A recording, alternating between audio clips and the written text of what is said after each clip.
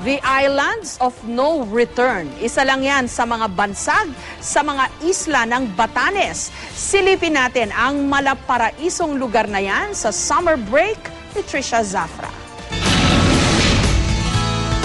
Just the view of the sea and the mountains, you know, it gives it a lot of inspiration. I think even to just think and stay here.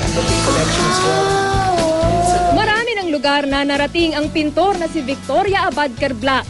At kahit sa Maynila na siya ngayon nakatira, nananatiling malaking impluwensya pa rin daw sa kanyang mga obra ang kanyang tinubuang lupa.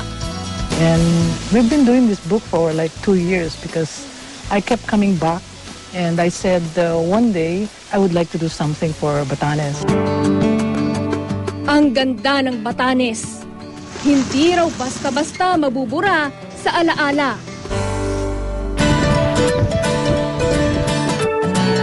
Mga islang nang eengganyo. Huli ka! Ayan! Aray! Yan ang napapala ng mga pakialamera.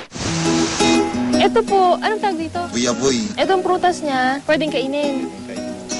Ano sa Ibatan ang alak? Palak. Palak? Sana!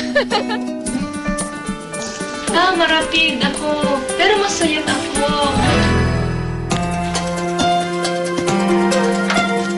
Ano tayo mamamasyal niyan? Mga tanawing hindi lamang bumubusog sa mata, kundi tunay nga, tumatatak sa puso. Walang pag-iimbot. Ang ganda naman ito. Bukas sa lahat ng mga uhaw sa bagong karanasan. Sorry, that's no problem. We cannot mend a broken back. Sa mga nais makalimot o sa mga gustong makaalala. From Cagayan and we're visiting our relatives. Pahinga sa ligalig na pag-iisip. Nagkita rin tayo! Ginhawa sa pagal na damdamin. Palayain ang sarili. Jevid Nubatan! Chadaw kayo mo! At maglayag. My best way to end the day.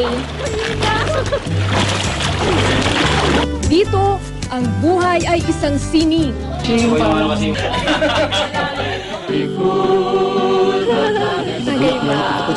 Dangling dignity.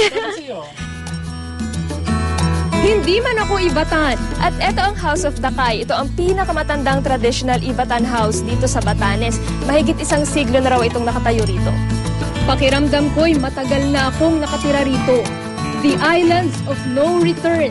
Ang bansag ng marami sa Batanes. Marami daw kasi ang nabibighani at dito na napipirmi. Pero sa mga gaya kong aalis, di matitinag ang pagnanais na makabalik pa. Summer break man o hindi. Trisha Zafra, GMA News.